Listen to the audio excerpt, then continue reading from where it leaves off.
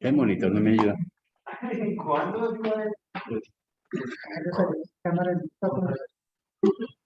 Bueno, pues necesito que prendan cámaras al menos, ¿no? Hoy tenemos pocos usuarios. Prendamos video, por favor, para grabar. Es que mi cámara está como molestando, pero yo estoy aquí, aquí.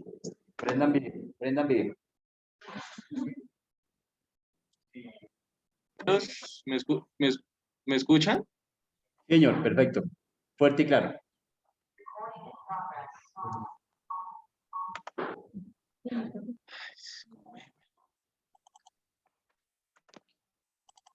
¿Me escuchan? Sí, señor. ¿Profe, me escucha? Perfecto.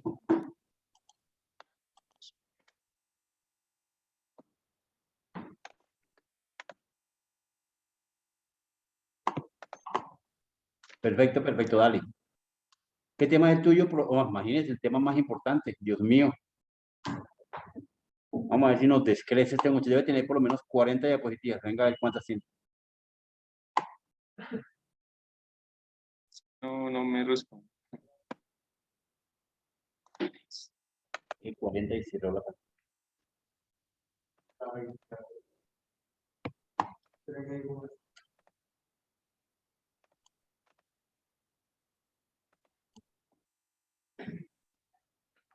¿Profe, me escucha? Sí, ya. Señor, estamos Sí, en línea. sí, listo. Listo, profe. Entonces, mis compañeros Laura Valentina Celis y Cristian García. El tema que nos correspondió fue pues el tema de los procesadores y pues vamos a iniciar o voy a iniciar pues con una leve introducción de cómo surgieron los procesadores en la historia. En las sesiones pasadas, pues se habló mucho de cómo surgieron a medida de que fue evolucionando el tiempo, con el tema de las guerras y todo ese tema de lo que comentaba el compañero Carlos. Realmente lo que se investigó fue que nacieron con la necesidad de que los gobiernos tuvieron como un paso hacia adelante a los enemigos y tuvieron la necesidad de invertir en las máquinas, en la ciencia, y de ese caso, de ese tema, pues, nació el modelo von Neumann por John von Neumann.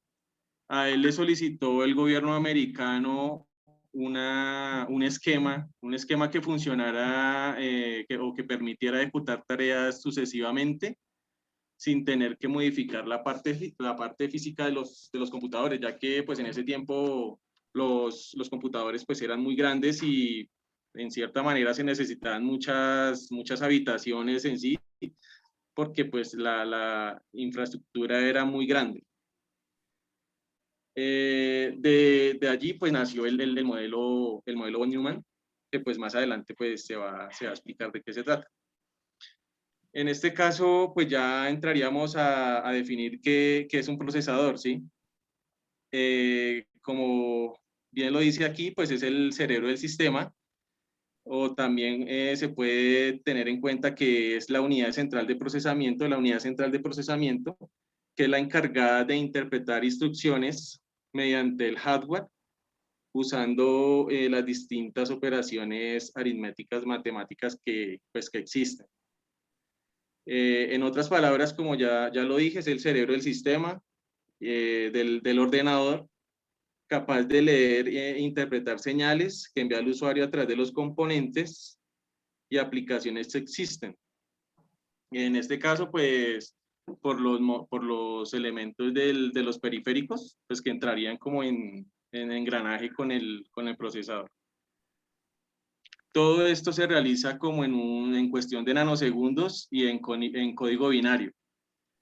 De igual manera se encarga de generar la información de salida en formato de video a través de una pantalla o de un monitor, que también pues influye ahí el periférico de salida.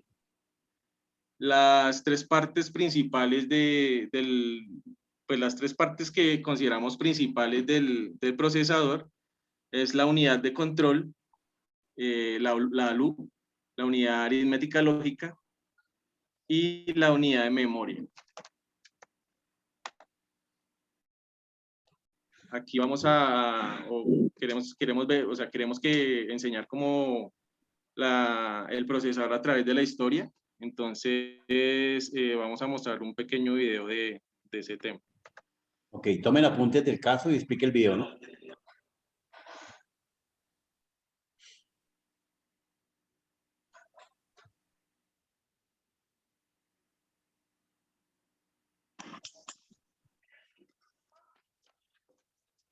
No tiene sonido, viejo. ¿No tiene sonido? No, señor. Dale echar el sound.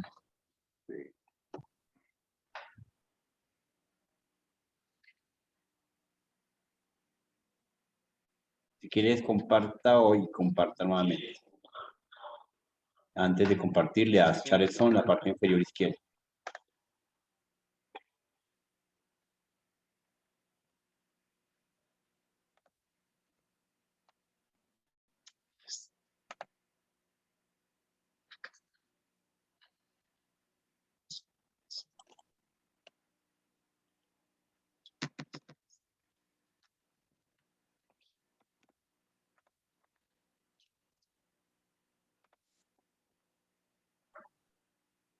De ejecutar los programas desde el sistema operativo hasta las... ¿No se escucha? Sí, ya. Devuélvelo. El microprocesador, o simplemente procesador, es el circuito integrado central y más complejo de un sistema informático. A modo de ilustración, se le suele llamar por analogía el cerebro de un computador. Es el encargado de ejecutar los programas desde el sistema operativo hasta las aplicaciones de usuario. El microprocesador surgió de la evolución de distintas tecnologías predecesoras, básicamente de la computación y de la tecnología de semiconductores.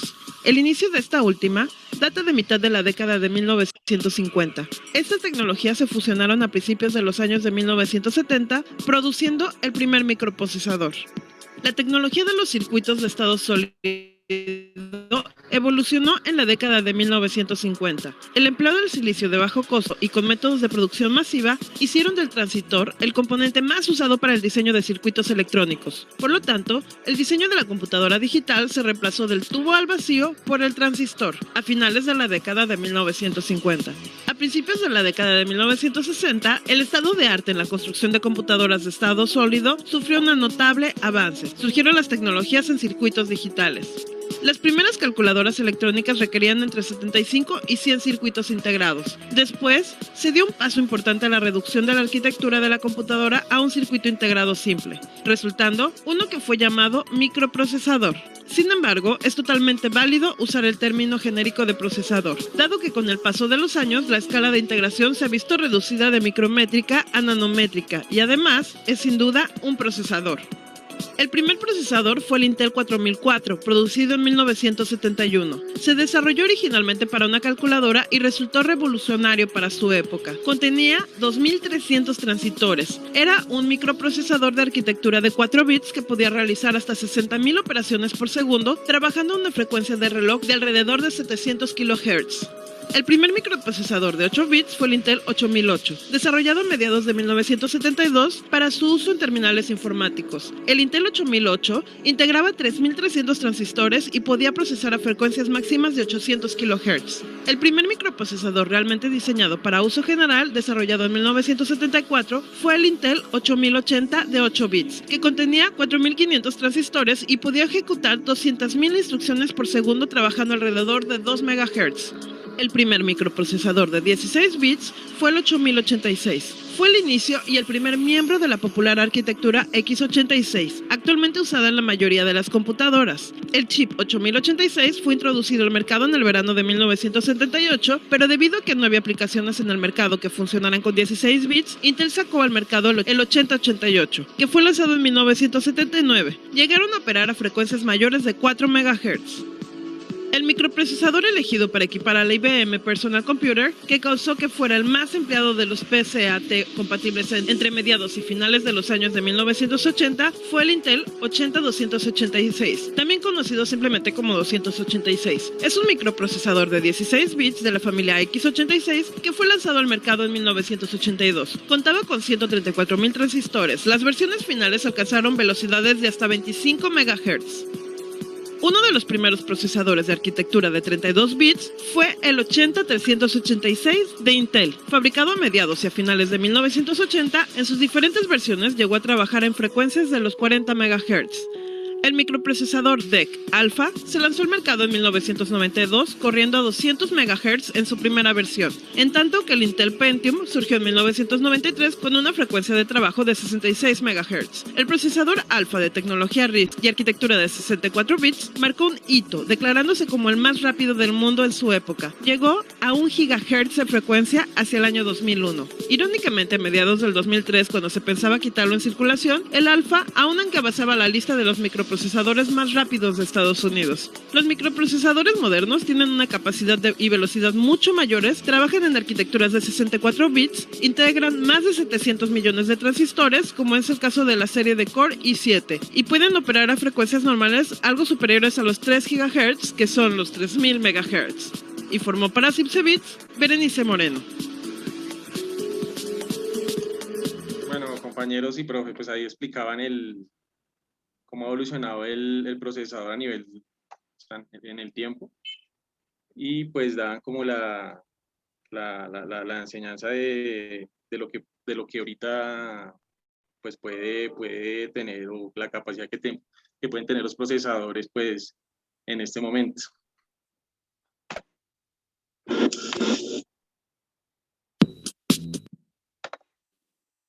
Esta parte la va a explicar la compañera Laura. Laura, ¿me escuchas? Sí, ¿me escuchan? Hola, ¿me escuchan? Dale, dale. Sí, lo escucho. Bueno, buenas noches. Bueno, yo les voy a Sí, Laura. explicar cómo los componentes del procesador, que uno de los más importantes es el núcleo.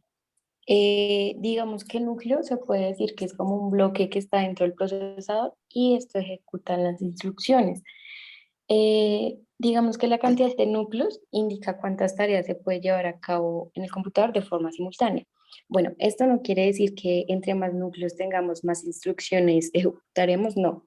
O sea, lo que quiere decir es que va a ser mejor el rendimiento entre más núcleos tenga. Eso, pues obviamente digamos que el computador, el PC o lo que necesite los núcleos, pues puede ser utilizado de 2, de 4, pero pues entre más núcleos va a tener un mejor rendimiento. Digamos como el tema de los videojuegos, antes se hacían con núcleos de 4, de 2, y pues sí se podía jugar, pero pues hace más o menos desde hace 5 años, los desarrolladores empezaron a utilizar núcleos de 6 y pues esto mejoró muchísimo el rendimiento de los juegos.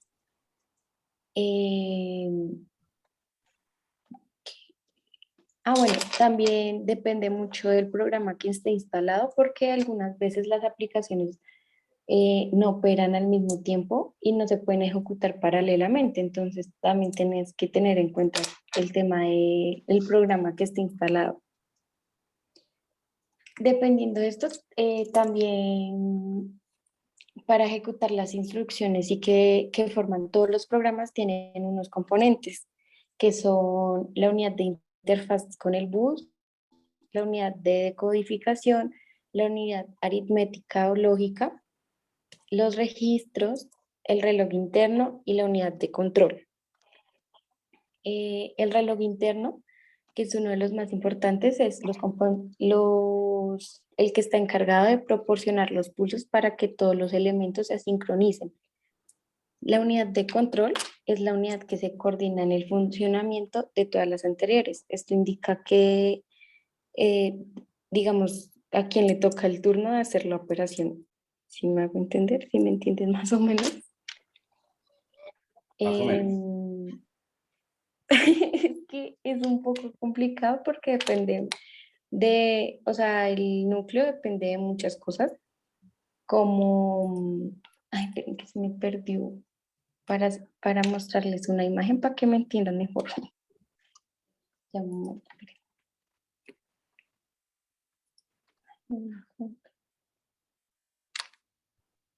Bueno, ya ahorita se las mando a mi compañero para que la comparta y me entiendan un poco mejor. Esperen un momento.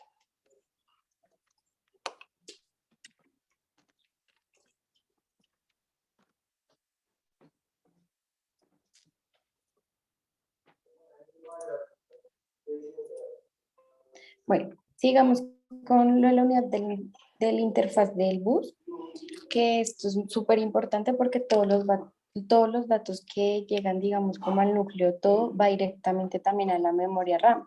Y ahí es donde se convierte como el bus, el sistema del bus, porque a través del bus como que se conecta toda la información para que nos pueda llegar a nosotros. La unidad de decodificación, digamos, se encarga como de decodificar las instrucciones para determinar como una instrucción correspondiente a la secuencia de los bits que pues nos vamos a leer nosotros mismos. Esperen un momento. ¿Puedes poner la siguiente, por favor? Sí.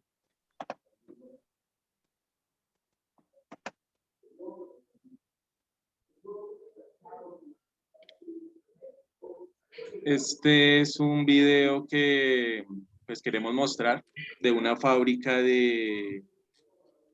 pues realmente donde hacen procesadores. Entonces, pues, queríamos también pues que lo observaran, que lo vieran.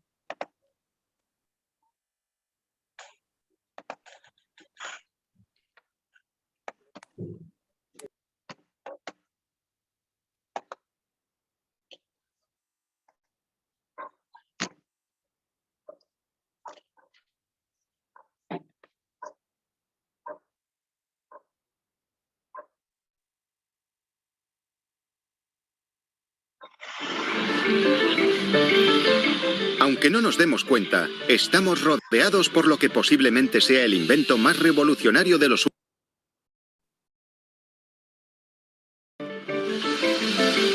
Está en los aparatos de televisión y sonido, en relojes, coches, teléfonos, semáforos y en casi todos los electrodomésticos de su cocina. De hecho, la mayoría de aparatos eléctricos de hoy en día usan uno. El aparatito en cuestión es, por supuesto, el chip de silicio. Hacer estas extraordinarias mentes electrónicas en miniatura es uno de los trabajos más complejos que nunca se han hecho. Así que, ¿cómo lo hacen? Texas, Estados Unidos. Aquí hay cosas grandes, vacas grandes, botas grandes, sombreros grandes, bigotes grandes. Pero Texas también es el lugar de nacimiento de un milagro en miniatura, el chip de silicio. Y aquí en Sherman, 30 kilómetros al norte de Dallas, se encuentran las instalaciones de la fábrica MEMC. Aquí en esta fábrica de aspecto extraño y futurista se producen las láminas de silicio, que son la base de todos los microchips modernos.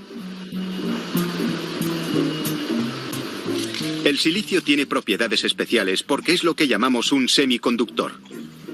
Eso significa que, dependiendo de cómo sea tratado, el silicio puede conducir o bloquear la corriente eléctrica. Es esta propiedad lo que lo hace perfecto como soporte para los millones de diminutos transistores necesarios para hacer un microprocesador moderno.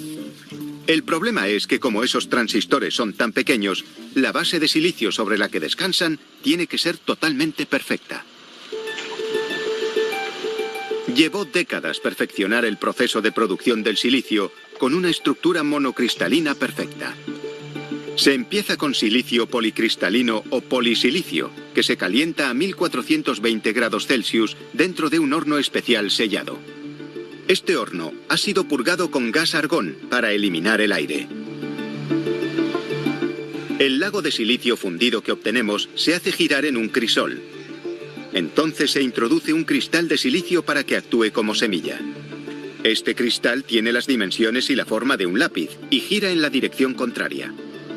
Mientras el silicio policristalino fundido se va enfriando, el cristal que actúa como semilla se va separando a razón de 1,5 milímetros por minuto.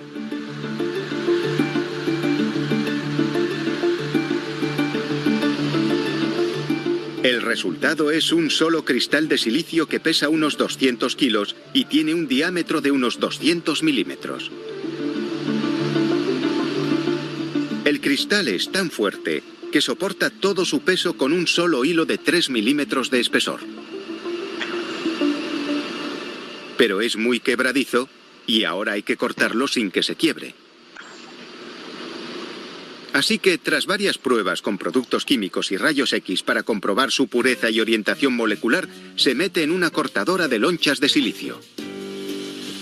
Esta sierra de cable de 10 toneladas usa una red de cables muy delgados que se mueven muy rápidamente para producir obleas de silicio que tienen solo 2/3 de milímetro de espesor y una pureza del 99,999999%. Pero una vez cortado, han quedado marcas microscópicas en la superficie, así que hay que pulirlas mediante un proceso llamado labrado. Pero incluso después de pasar por esta moderna pulidora, las láminas no están suficientemente lisas, así que hay que pulirlas otra vez, ahora mediante un proceso químico. El resultado son obleas de silicona con una superficie de rugosidad inferior a 0,1 nanómetro. Ya completamente pulidas, ahora por fin están listas para empezar con el diseño del circuito. Colocar millones de transistores sobre estas pequeñas láminas es el trabajo que hacen los fabricantes de chips como Texas Instruments. En 1958, el inventor del circuito integrado, Jack Kilby, consiguió poner un solo transistor en su diseño. Hoy la última generación usa casi 1.000 millones de transistores y según la ley de Moore, ese número se duplica cada 2 años. Pero cuantos más intentan poner en cada diseño, más pequeño tiene que ser el transistor. Hay más de 250 millones de transistores en este diseño. Alguien tiene que hacer que encajen en esto. Trabajar a esta escala microscópica representa un gran problema para los fabricantes de microchips.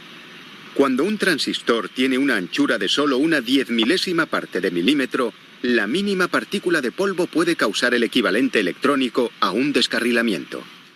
Así que antes de que los trabajadores como Dane Bailey se pongan a trabajar en la fab, debe ponerse el disfraz de conejo.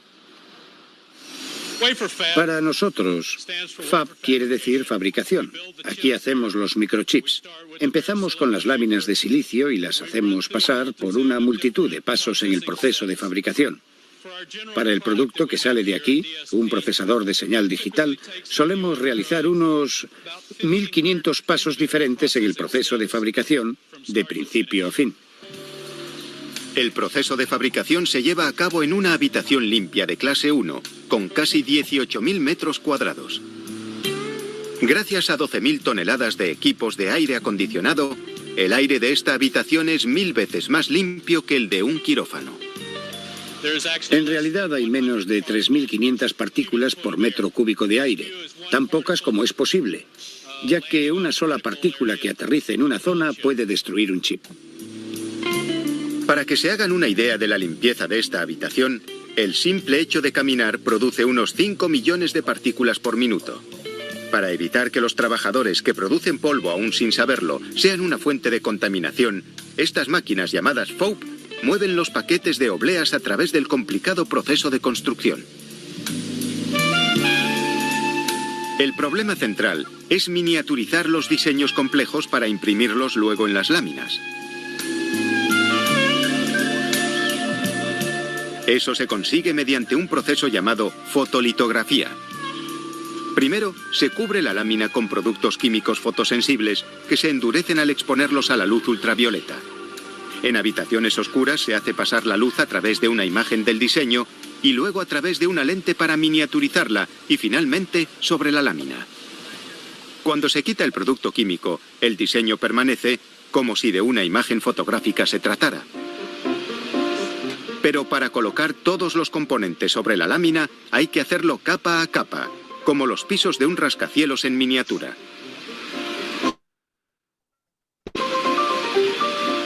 Para completar el trabajo, los FOUPs hacen que las láminas completen el mismo ciclo hasta 40 veces, repitiendo el proceso de grabado fotográfico para cada nueva capa. Algunas capas se calientan a alta temperatura, otras se someten a ráfagas de plasma ionizado, otras se bañan en metales. Cada tipo de tratamiento cambia las propiedades de una capa determinada y poco a poco forma parte del rompecabezas construyendo el diseño del chip. Las láminas terminadas de silicio llevan hasta 1000 microchips diferentes y más de 4 billones de componentes de circuito. Ahora solo hay que cortar y recortar, y el largo camino entre ser arena y una placa de circuito habrá terminado. Lo que antes era un montón de arena sin ningún valor, ahora puede cambiar de manos por un precio de 10.000 euros el gramo, y también puede calcular los 1000 primeros decimales del número pi en un abrir y cerrar de ojos. El poeta metafísico William Blake afirmó que podía haber un mundo en un grano de arena. Pero si mirara otra vez hoy, estaría mucho más sorprendido al descubrir 1000 millones de diminutos transistores. Preparar el chip para su instalación en la tarjeta es una operación delicada y de precisión. Los científicos crearon el primer ordenador en 1937, pero solo sabía álgebra. El primer ordenador multiusos se creó en 1946 y era tan grande como 20 frigoríficos. En los años 50 los transistores sustituyeron a los voluminosos tubos de vacío. Después, los circuitos integrados sustituyeron a los transistores. Pero el mayor avance llegó en 1971 con los microprocesadores. Todos los componentes de un minúsculo chip hacen posible el ordenador personal actual. Todo comienza con un cuadrado de cerámica llamado sustrato. Sobre él irá el microchip. Una máquina aplica a la superficie del sustrato una capa de fundente, un agente químico que lo deja pegajoso y que sujetará el microchip hasta que esté soldado.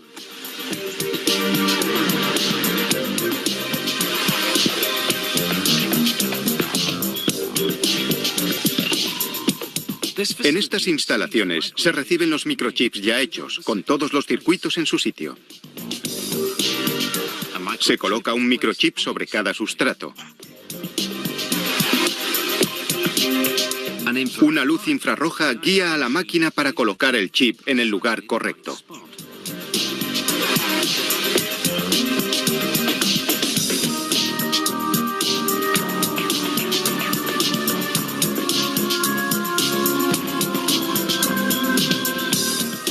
Se toma una muestra de la cadena de montaje para verificar la posición con un microscopio.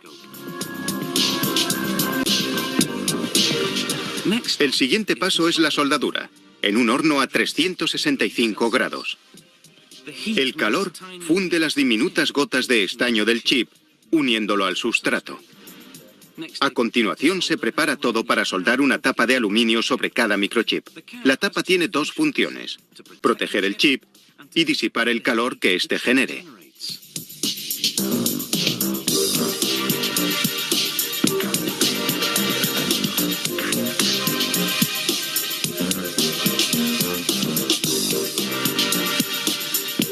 Un brazo robótico coge 4 tapas de cada vez y las coloca sobre los microchips.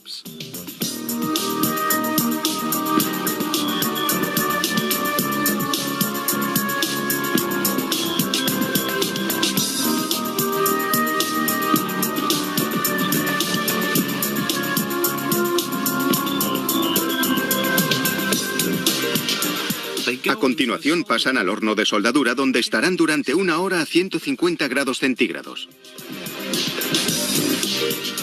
El siguiente paso es crear las conexiones eléctricas que conectarán el microprocesador con la tarjeta electrónica del ordenador. Todo comienza con unas diminutas piezas cilíndricas de estaño llamadas columnas. Un cedazo gigante hace vibrar las columnas mediante succión hasta que caen por los agujeros y se alinean de forma vertical para que puedan unirse al sustrato. El video, oye, no tiene mayor relevancia. Bueno, listo, sí, señor. Queríamos mostrarles cómo se realiza el procesador. y todo dependiendo pues del semiconductor y los transistores, que ya en antiguas clases se había visto que son millones de transistores en ese pequeño elemento. Bueno, Cristian, Ay, un momento que se me olvidó un dato importante. Lo del tema del caché de cada núcleo, porque eso va entrelazado entre los, bueno, entrelazado entre los. Y se me olvidó dar como lo que es el caché en el procesador. Digamos que el caché es un tipo de memoria del procesador que tiene un acceso directo y es casi instantáneo. Entonces, digamos que en el almacenar los datos y las instrucciones para que su utilización sea como de manera inmediata. Tenía una imagen, pero pues no la pusimos en la presentación, y si algo más ahorita después se las mostramos para que entiendan un poco más. Ya, qué pena. Sigue, Cristian. Buenas noches.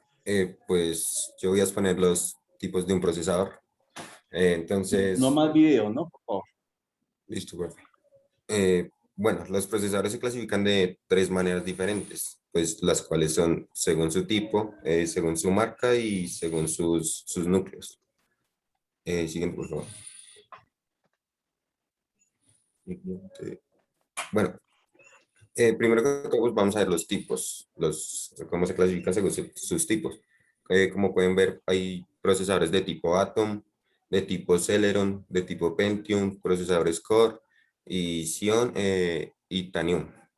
Bueno, pues los procesadores de tipo Atom pues son una especie de procesadores de bajo rendimiento, pues los cuales se emplean en equipos donde resulta más importante el rendimiento manifestado en el hardware. Pues esto quiere decir que se necesitan en la duración de la batería o en el consumo de energía externa, que pues en el procesamiento de información en sí, digamos, en el procesamiento de información casi no se necesita. Los procesadores de tipo Celeron se usan en ordenadores diseñados para el uso familiar o empresarial.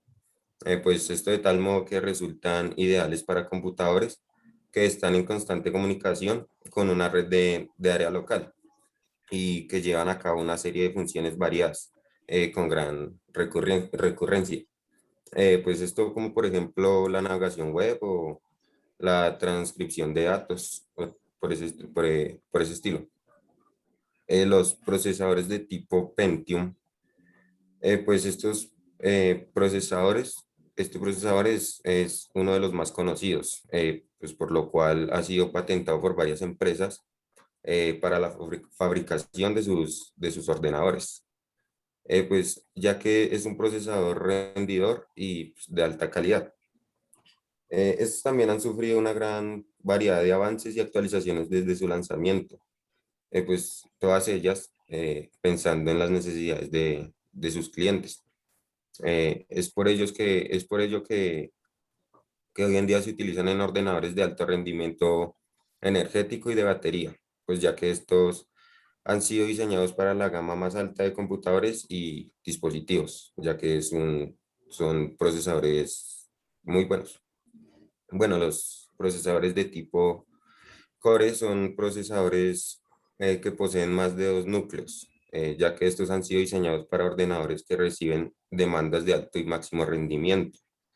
Esto como por ejemplo para corporaciones, centrales de datos, empresas del gobierno, ya que estas llevan a cabo un procesamiento de datos en masa y que necesitan una mayor velocidad de conexión, también de respuesta rápida y un rendimiento eficiente y una batería también rendidora. Por eso se usan estos procesadores. Pues los procesadores de tipo Xeon y pues Titanium, estos procesadores son patentados con varios núcleos, aunque todo dependiendo de la exigencia que tenga el cliente. Estos se usan en ordenadores que mantienen una conexión continua a una red local, a través de la cual realizan una comunicación constante y fluida de datos. Pues estos también sirven para tres, digamos, por así decirlo, para tres tipos de ordenadores, los cuales son los que necesitan un alto desempeño, los que necesitan un procesador optimizado y también los que necesitan de un alto rendimiento en su consumo energético. Entonces, estos son como algunos tipos de procesadores que hay como los más reconocidos. Pues digo, son los tipos de procesadores que hay. Siguiente, por favor.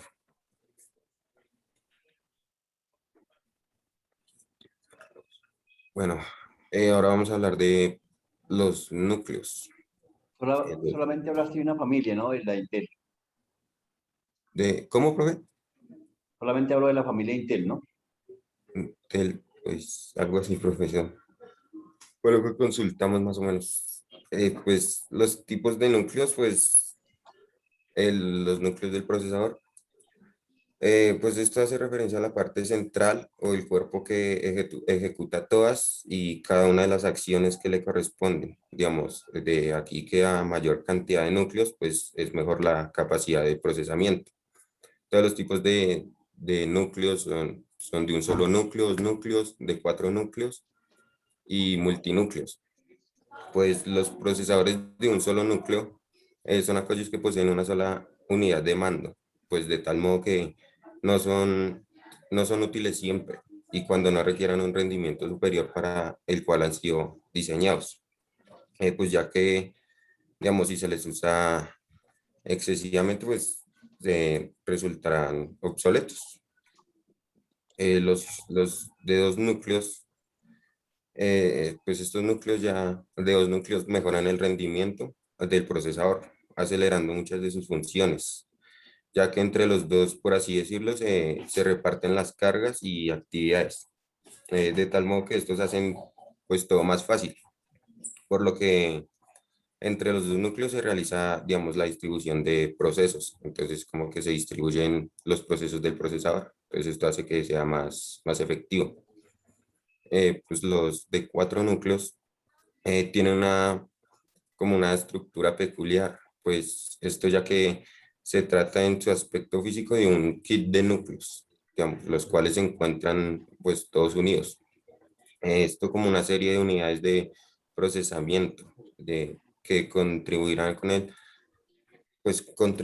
aceleramiento del procesamiento y, pues, de los datos y tratamiento de la información. Entonces estos ya van como, pues por así decirlo, subiendo de nivel. Y pues los multinúcleos son los procesadores que comprenden entre 12 a 16 núcleos, pues lo cual hace que estos procesadores sean los más potentes pues para el procesamiento de información, ya que brindan velocidades pues increíbles para el tratamiento de datos y brindando un rendimiento de primera. O sea que estos procesadores, pues, los procesadores que son multinúcleos, pues ya son los mejores del mercado. Entonces, siguiente. Entonces ahora vamos a hablar como de las marcas de procesadores que hay. Pues según la marca, pues estos procesadores cuentan con características específicas cada uno. Por ejemplo, están los que ya todos conocemos, como Intel, el VIA, el AMD, por así, digamos, algunos son esos.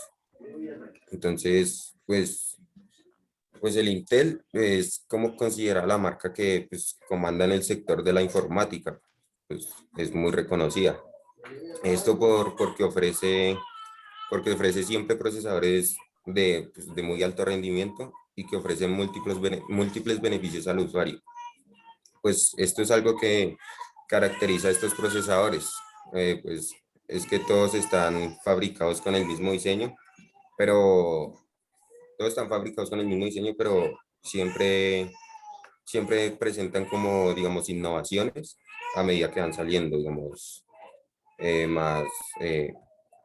pues así hacen procesadores más veloces y de alto rendimiento. Pues actualmente Intel es la empresa pues está fabricando los procesadores de 9ª generación, pues estos los cuales brindan el mejor el mejor rendimiento, brindan un rendimiento muy bueno, pues ya que ofrecen la alta capacidad de competición y de uso en las múltiples actividades que una persona puede llevar a cabo en su ordenador o su dispositivo. Entonces Intel es la marca como más reconocida así de procesadores. Bueno, también está la marca AMD. AMD, pues en este caso se trata de la empresa que fabrica procesadores de una calidad, pues es similar a los de Intel, pero se podría decir que es como su mayor enemigo, por así decirlo. Aunque AMD nunca ha llegado, digamos, como a ofrecer la misma potencia y rendimiento que Intel. O sea que, digamos, Intel es mejor que AMD. Pues en su mayoría se usan ordenadores portátiles o bien ordenadores que son demandados por corporaciones especializadas. Esto ofreciendo un rendimiento de calidad, un consumo energético, pues un consumo óptimo y un procesamiento de datos de forma acelerada bastante pues, aceptable, ya que como dije anteriormente, es como la mayor competencia de Intel, o sea que hacen procesadores pues casi similares. Pues también están los procesadores de VIA. Esta es una empresa que fabrica procesadores de escaso consumo energético y que resultan ideales para dispositivos portátiles, como por ejemplo una laptop que necesita mucho consumo de energía, que no necesita mucho consumo de energía y ni un rendimiento de procesamiento acelerado. Por eso se usa así como en las laptops. Pues esto de tal modo que se trata de procesadores que ofrecen una calidad buena para aquellos equipos que no presentan una gran demanda. Pues como dije anteriormente, pues un ejemplo sería las laptops. Aunque también puede considerarse por igual, pues las tablets o incluso ciertos smartphones. Entonces también se puede como usar en las tablets y eso, así que no requiere mucho rendimiento, por así decirlo. También están los procesadores de marca RISC.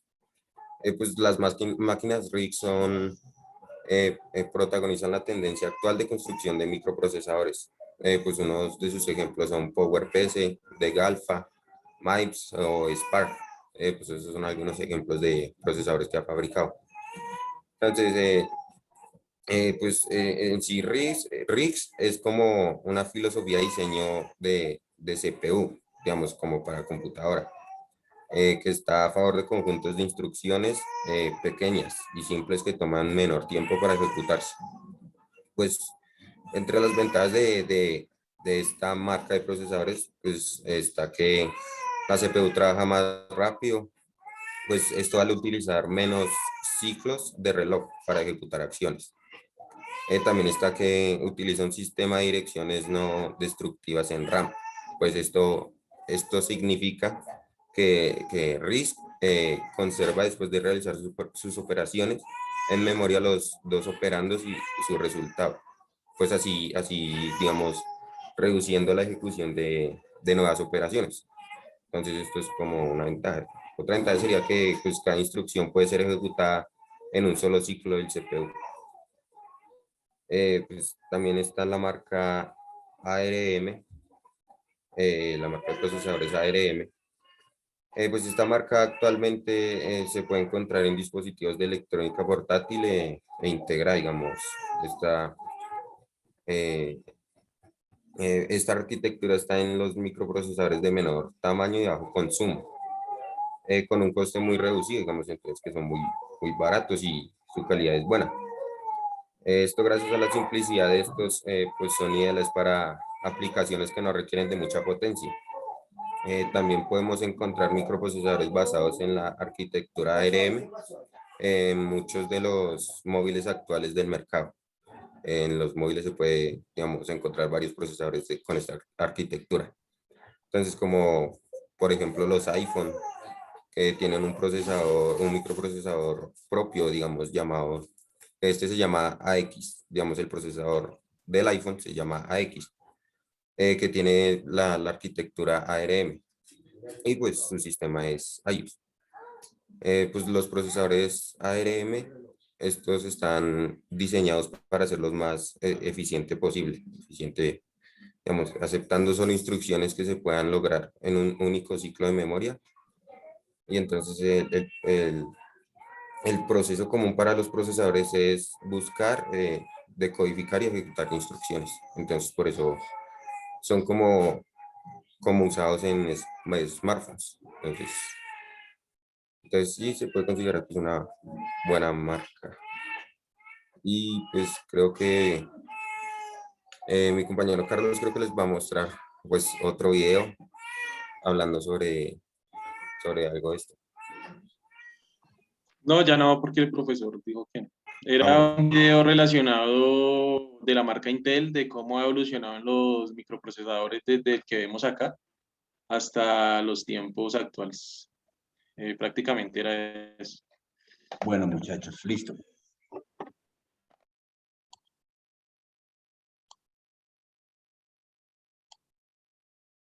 Bueno, la verdad, la exposición estuvo muy regular, tirando a mal. La verdad, para los primeros dos expositores, para Carlos y para Laura, le colocó 2, lo mínimo. Le colocó un 3 al último expositor y 3 en diapositivas y 3 en grupo. Muy regular porque hemos hablado que efectivamente ustedes tienen que consultar, no presentarnos un video. Pues yo les hubiera dicho a todo el grupo, mírense tal video y pues eso tengo montones hasta personales. Entonces, es que ustedes consulten, nos demuestren un proceso de consultoría. En ingeniería se trata de eso, compañeros, y aquí en la clase se trata de establecer un proceso. De pronto no domina el tema al 100%, pero el último chico, no sé quién fue, Cristian expuso, habló sí, del tema, estuvo argumentando, faltó más consistencia, pero bueno, no importa, demostró que estuvo consultando. Se trata de eso. Hemos aprendido a lo largo de esta exposición es eso. Sabemos que nadie salió aprendido ni nada, pero pues hombre, no podemos dejarle la exposición a un video y que el video nos muestre por sí solo el ejercicio. No significa que no sea malo verlo, pero pues aquí se trataba de hacer otra clase de ejercicio y pues no se notó. Entonces eso me deja muy incómodo con ese tema. Esperaba que la exposición de procesadores nos diera un concepto de las marcas más definidas a nivel mundial, que son las AMD y la Intel, las dos arquitecturas que están volando a nivel de estas dos marcas, que son ARM y la x86. Efectivamente, las dos tecnologías, la RISC, ¿cierto? Entonces, dentro de ese ejercicio que lo explicaba Cristian, pues veíamos las arquitecturas y las tecnologías de las dos marcas y cómo competían en el mundo de los microprocesadores. Pues sí, interesante saber la producción, cómo se quema, cómo se produce un procesador y cómo se estampa el tema, pero pues primordialmente lo que nos interesa a nosotros es conocer esas tecnologías y arquitecturas adecuadas de cada una de estos gigantes, que próximamente irán a ser reemplazados por la próxima arquitectura y tecnología de la Athlon con la nueva marca o fábrica de la Apple, de sus propios procesadores. Eso quería que nos expusieran, pero no, pues no lo logramos. Entonces, eso tenemos de resultado. Bueno, efectivamente, dentro de este ejercicio, esperaba ver aquí a la mayoría del curso, solamente hoy tenemos, perdón, os cuento, 3, 6, 8, 9 compañeros en clase y los demás otros 11, 14 compañeros conmigo.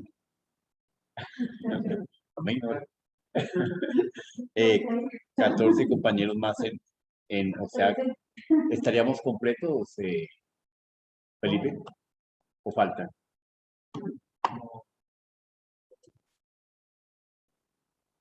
Sí.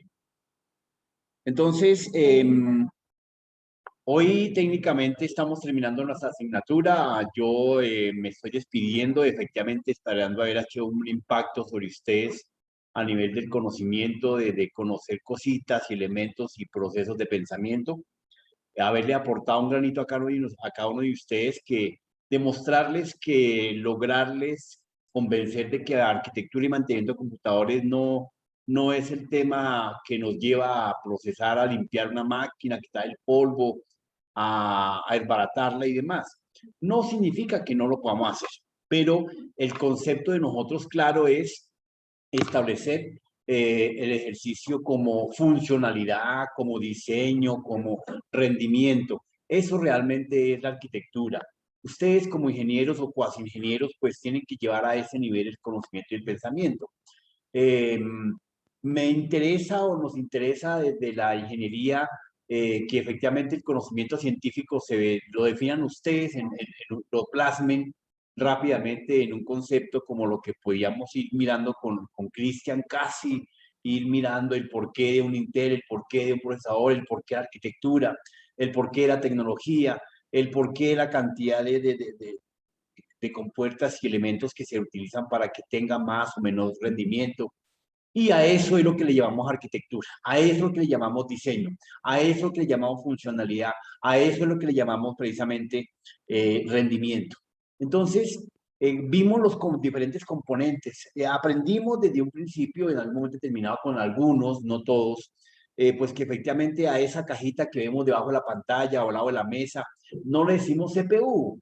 Yo creo que ya terminando esta asignatura, para la mayoría quedó claro que la CPU no es la caja grande que está debajo de la pantalla o la torre que tenemos al lado de la mesa o encima de la mesa, no, que eso se le denomina precisamente la unidad principal. Que la CPU precisamente es nuestro famoso procesador. Muchos no lograban identificar todavía que la CPU era el procesador. Y pues efectivamente muchos todavía quedaron en la incógnita que efectivamente no logramos identificar qué era la famosa arquitectura de Newman, ¿cierto? Y la que nos dejó y nos dejó a la fecha de hoy, nos dejó el funcionamiento y la funcionalidad de lo que conocemos como nuestros procesadores. Que pasando este tema, fácilmente nos dieron un champú por la cuántica y que nos dijeron que la cuántica va a descomponer la molécula. Nos quedamos con la idea que la computación básica lo que hace es el procesamiento de ceros y unos y logramos identificar que la cuántica va a descomponer la molécula para poder establecer diferentes tipos de procesos. Nos alcanzamos a entender de que hasta ahora estamos en pañales en la cuántica. Así como nos vemos hoy en día y en la discusión del día de ayer en clase, así se vio cuando estaban los computadores en procesos de evolución. O sea, hace más de 90 años, el pensamiento de cómo iban a ser los computadores fue la dicotomía que presentamos ayer en clase. ¿Cómo serían los computadores cuánticos en un futuro? Logramos interpretar de que efectivamente la cuántica en el mundo científico todavía no está definida, que si al caso China tiene los mejores procesadores, los mejores computadores o microprocesadores del mundo hasta ahora, pero que efectivamente ellos han logrado descubrir lo que ya los americanos y los alemanes sabían, que efectivamente una operación que es de una máquina de computación básica se demoraba 5 y 10 años, una máquina cuántica la realiza en 1 o 2 horas. Eso lo logramos establecer. Pero entonces el problema no es decir, ay, 1 hora, 2 horas, 5 años. No, hagan el análisis, o sea, cuántos tiempos se gana y se gasta para establecer una simple operación, o tal vez sea compleja o no, pero que logramos entender de que la velocidad con la que vamos a avanzar en las próximas 40 o 20 décadas va a ser astronómica. Que el paradigma con el que quedamos efectivamente en la cuántica todavía es absolutamente incierto del 99.99%, o sea, estamos a un 100% de ignorancia sobre la cuántica. No sabremos si efectivamente nos va a dominar el proceso, la capacidad, el volumen, el almacenamiento. No sabemos si efectivamente, como ya el ser humano y ya ha logrado hacer una teletransportación, una descomposición de molécula, y ya logramos transportar una molécula de un punto A al punto B, la computación básica nunca lo logró. Ahora ya la computación cuántica nos establece que sí se puede y que seguramente estaremos en un proceso como lo que decían ayer, en un tiempo de omnipresente. Y omnipresente significa que vamos a estar en la esquina A, en la esquina B, en el rincón C, en arriba, abajo, a los lados, al mismo tiempo. Y siendo la misma molécula. ¿Cómo? Es lo que efectivamente no podemos todavía identificar, que el científico no sabe cómo se descompone, porque realmente no se descompone, se transforma. La energía, ese sí es el concepto que se ha logrado volver a afianzar todavía. la energía solamente se transporta. Tal vez estemos en las goteras, tal vez estemos a kilómetros de las goteras de poder identificar que existen mundos paralelos. Y por eso es que de pronto sabemos que algunos fenómenos científicos que no son todavía explicables adecuadamente, podamos ver una nave que se transporta y se mueve en parpadear de ojos en segundos. Tal vez estemos en esa gotera donde tal vez el ser humano sea el que se está devolviendo en el tiempo y seamos nosotros mismos los que nos estamos llamando extraterrestres. Tal vez, ese es apenas un misterio. Entonces, ese es el ejercicio de la arquitectura. Pero aquí nosotros en este momento, con los pies en la tierra, sabemos que nos queda a nosotros es establecer los conceptos de funcionalidad, de rendimiento, de configuración, de diseño y lograr descubrir que efectivamente esa silla donde están ustedes en este momento sentados, ¿cómo se denomina? Un sistema. ¿Y por qué un sistema? Porque es un conjunto de componentes, elementos, no importa cuáles, tuercas, tornillos, alambres, barras, pasta, tela, algodón, son elementos que interactúan bien armónicamente accionados. Y recuerden que logramos también medio sentar el concepto de lo que era un programa. ¿Qué era un programa, Alejandro? ¿O qué es un programa? No es un programa.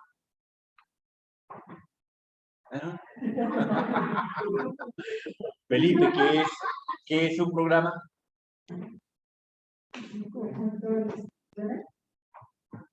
A ver, un compañero. A ver, de los virtuales, ¿qué es un programa, Mónica?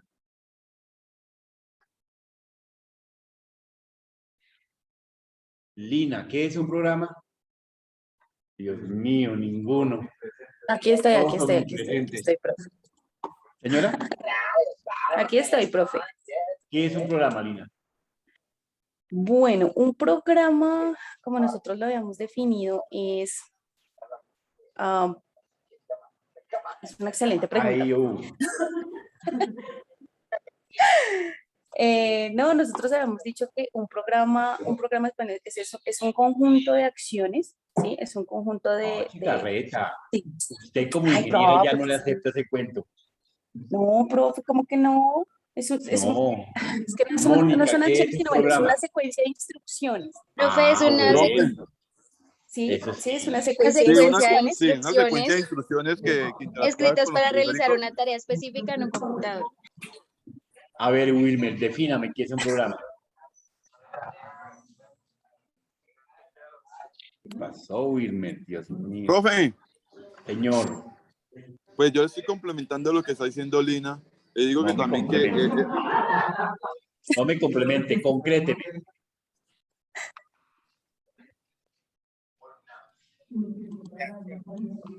Profe, es un conjunto de acciones que interactúa con los periféricos. Un conjunto de acciones, o sea que una acción es cantar. No, una acción es mover el mouse y que es una acción. Operaciones sistémicas. No me eche cuento.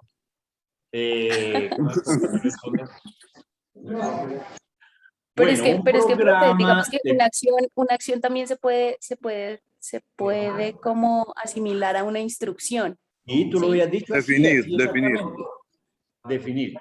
Pero técnicamente el concepto de instrucción a acción, según la Real Academia de la Lengua Española y Colombiana y Boyacense, es diferente. Dentro de ese concepto, efectivamente, tenemos que un programa es un conjunto de instrucciones que interactúan entre sí de manera lógica, secuencial y ordenada. Ese es un programa. Y si ustedes lo miran, porque ustedes van a ser programadores, ustedes van a tener varias líneas de funcionalidad. Van a poder ser programadores, webmaster, diseñadores, arquitectos, en sistemas, obviamente, de sistemas.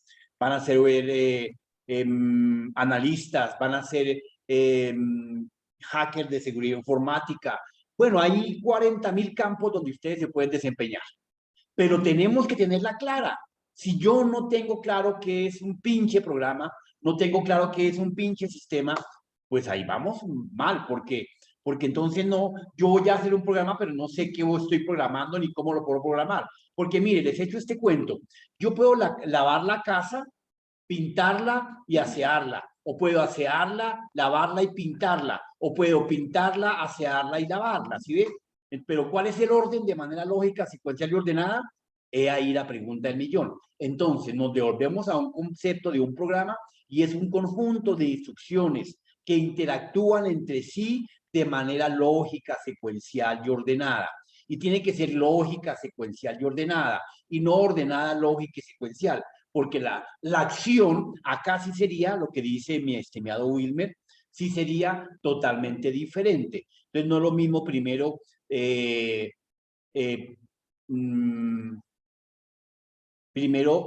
andar en el carro y luego echarle gasolina, que primero echarle gasolina y luego andar en el carro, ¿ok? Porque la acción sería diferente, la situación. Bueno, entonces, compañeros, de una u otra forma, les quiero agradecer la paciencia que tuvieron. Mañana voy a estar recuperando algunas notas positivas y negativas de alguien que esté debiendo notas. El que crea que está bien, pues no hay necesidad de entrar a clase. El que crea que está debiendo, puede entrar a clase. Entonces estaré mañana terminando las notas, de pronto a ver si alcanza a sacar las notas definitivamente y poderlas colgar en plataforma. Terminamos el día de mañana, yo les entrego las notas, recuerde que las notas es la sumatoria de todos los trabajos y talleres que me enviaron, que no han enviado, pero bueno, yo doy por hecho de que lo han enviado. Los talleres que les dije, las 5 preguntitas para poderlas enviar, no las han enviado, y que las hayan respondido cada uno de ustedes. Entonces, pilas. Claro. Enviarme a mi correo, yo siempre he dicho, sí, va a ir solamente a ver como 3.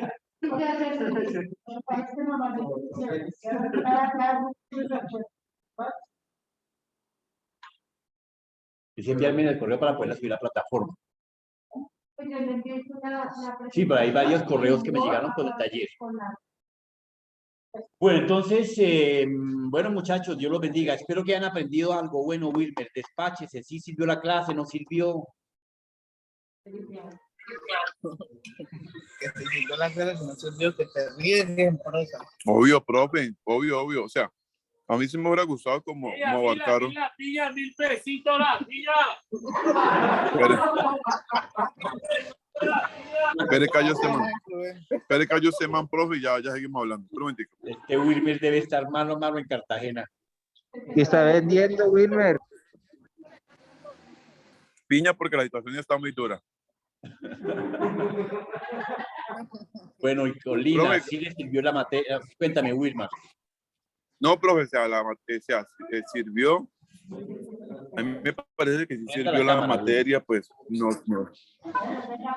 Ya voy, profe. Parece... Ya, espere, prendemos el bombillo. Parece regañado. Ya prende el bombillo, profe. Bueno, prende el bombillo.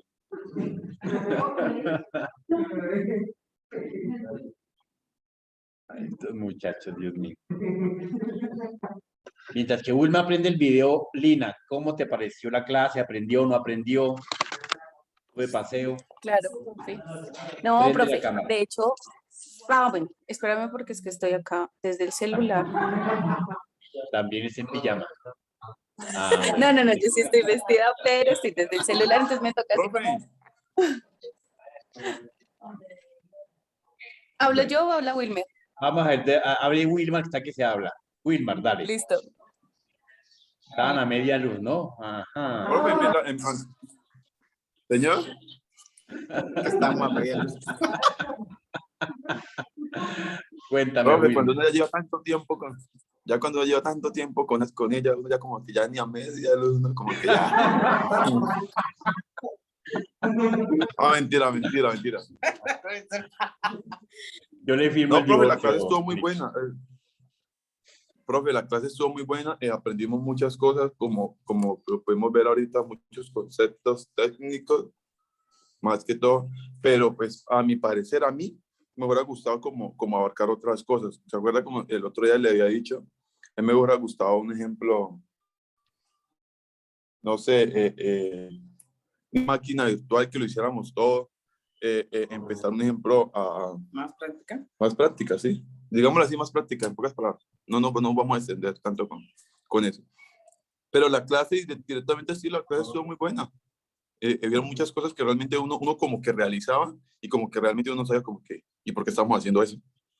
¿Sí? Como el día que tuvimos el debate también de profe, de los bits, de cuando le estábamos instalando los Windows, también eso estuvo muy bueno. O sea, fueron muchas cosas que realmente como que despejamos dudas para mí, mi concepto, no sé los demás. Perfecto, no hay lío, Wilmer. No, Espere, próximo cambio, Mónica Cuellar. Ah, Mónica, Dios mío. Voy a mandar la de Secretaría de la Mujer. Por favor, necesito ayuda, profe. Bueno, a ver, Lina. Gracias, Wilmer. Menos. Bueno, profe, pues no, a mí también me pareció muy buena la clase. Yo aprendí muchísimas cosas que no había visto antes. Aprendí mucho concepto, ¿sí? Adquirí conocimientos nuevos. Digamos que sí, lo que dice mi compañero, me hubiese gustado que hubiésemos podido practicar un poquito más. De hecho, yo fui a una de las prácticas y llegué súper tarde, entonces eso no cuenta como práctica, pero sí me hubiese gustado que hubiésemos practicado un poquitico más. Los temas me parecieron que estaban muy bien para todo lo que es arquitectura y mantenimiento de computadores. Me llevo un gran conocimiento, me llevo muchas, digamos que, nuevas maneras también de aprender, por lo menos con mis compañeros. El tema de las exposiciones me pareció muy interesante, no solamente las exposiciones que nosotros hicimos con mis otros dos compañeros, que fueron Juan y Johan, que aprendimos mucho. No solamente nos reunimos para arreglar todo el tema de los puntos que íbamos a tratar, de qué era lo que íbamos a hablar, sino cómo nos estructuramos, cómo nos organizamos. Eso también nos ayuda a formarnos como profesionales, ¿sí? Eso también me pareció muy interesante. Igualmente las exposiciones de todos mis compañeros fueron un conocimiento completamente invaluable. Entonces sí, claro, he aprendido muchísimo. Hasta mi hijo, de hecho, mi hijo tuvo una pelea interna con, con la suma de los binarios, porque él decía, él tiene 8 años, y él decía, pero ¿cómo es posible que 1 más 1 de 1, 1 más 1 da 2, mami? 1 más 1 da 2. No, 1 más 1 da 0, hágame el favor. Lleva uno, ¿sí? Sí, bueno, Lina, muchas gracias. Muy bien. Escuchemos a un compañero aquí presente. A ver, Felipe, venga a ver para acá. Pare aquí al frente. Ah, bueno, ahí tiene el micrófono.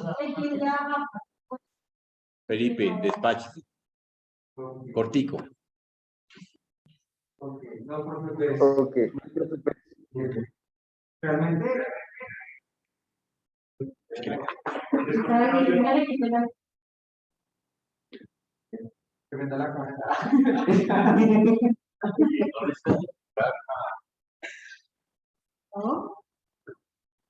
Hola muchachos, bueno, profe, la verdad pues a mí las clases me gustaron mucho, yo no tenía mucho conocimiento sobre la arquitectura de los computadores, entonces el haber venido en las primeras clases, incluso en la segunda, incluso esta, me quitó como ese miedo de tener que ver un computador por dentro, realmente es lo que me ha gustado de esto, siento que cogí fuerza nuevamente con lo que había perdido anteriormente, y eso fue lo que me ha gustado de esta clase. Las exposiciones aprendí bastante, más con la de nosotros, donde tuve que repartir un poco más sobre la historia y hacia dónde va la computación. Fue como muy interesante todo ese proceso y realmente me voy a... Bueno, Felipe, muchas gracias. Vamos a este compañero.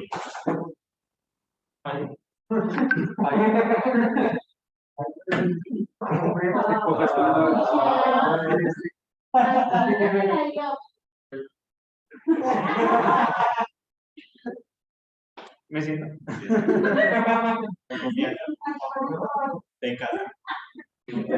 Pero así mirándolo, usted como lo hizo Felipe. Listo, pues compañero, sonido. No, pues principalmente, no, pues, principalmente pues me gustó mucho la clase. Yo pues no sabía principalmente que para destapar un computador había que pues tener ciertas técnicas y no sabía que funcionaba. Yo me trabo mucho, profesor, qué pena. Tan, tan, tan, tan. No, ya. Pues principalmente no sabía que había una arquitectura. Yo pensaba que los componentes se conectaban así por así. No sabía que había mucho más allá. No, profesor, ya. Bueno, me va a ayudar la compañera.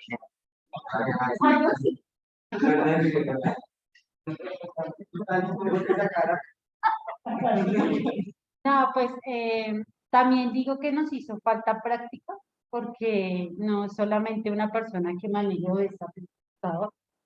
Creo que para eso estudiamos o estamos en este medio de la ingeniería informática, bueno, de la ingeniería. Trabajo como ingeniero ya, me ha facilitado muchos temas, he mejorado muchas partes del conocimiento.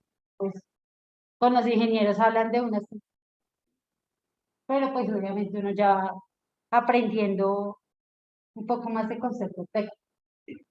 Entonces, nada, pues agradecerle al profesor que tuvo la disponibilidad todo el tiempo de escucharnos, de repetir varias cosas que a veces uno ponía cuidado, yo ponía, o se me escapaban cosas que uno decía, ahí que era.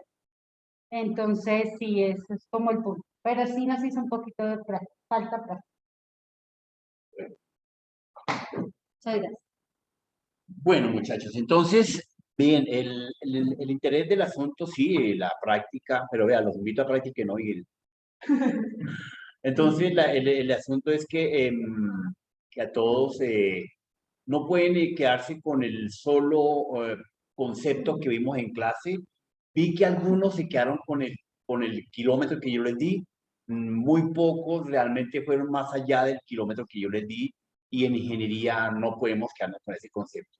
Ustedes ya más de uno sé que trabajan en el área, sé que son técnicos o profesionales junior de algunas entidades y eso ya implica otro concepto. Oiga, Carlos no vino todas esas. Entonces, efectivamente, eso hace que ustedes ya vayan guerreándose, porque en el mundo de la ingeniería, acá hoy de pronto el tema no lo dominamos, de pronto no expusimos, de pronto colocamos un video y listo, fue una nota. Pero en el mundo profesional no va a ser nota. En el mundo real, simplemente va a decir, qué pena con usted no sabe, siga por camino, coja sus chiritos y hasta luego. Aquí en el mundo profesional es a otro nivel. Aquí en la clase, aquí en este proceso de formación, podemos sacar una nota, un 2, un 5, un 4 y listo, pero ya a otro mundo y a otro nivel va a ser una crítica, una pérdida de un puesto, tal vez una pérdida de una vida, porque si ustedes configuran mal, ¿qué tal que ustedes sean los ingenieros de configurar y estabilizar los sistemas de las UCIs a nivel nacional? Entonces, imagínense, ustedes están jugando con la vida de todo el mundo a nivel nacional de este país, de que tengan temperatura, de que la conectividad sea adecuada, de que ustedes no saben guiar a los electrónicos, a los administradores, porque ustedes van a ser los que van a guiar ese sistema. Por eso son ingenieros de sistema. Creo que a más de uno lo logré sacar del carril, que está seguro de que ingeniería de sistemas era computadores. Ojo, ingeniería de sistemas no es computadores. Ingeniería de sistemas, el computador es una herramienta, es tan solo un elemento para que la tarea que estamos haciendo sea mejor, eficaz y eficiente, no más. Entonces, bueno, a todos les agradezco mucho que hayamos estado en esta sesión de procesos aprendiendo un poquitico cada día más y nos estaremos viendo más adelante en un futuro. Dios los bendiga, mil gracias, nos vemos mañana.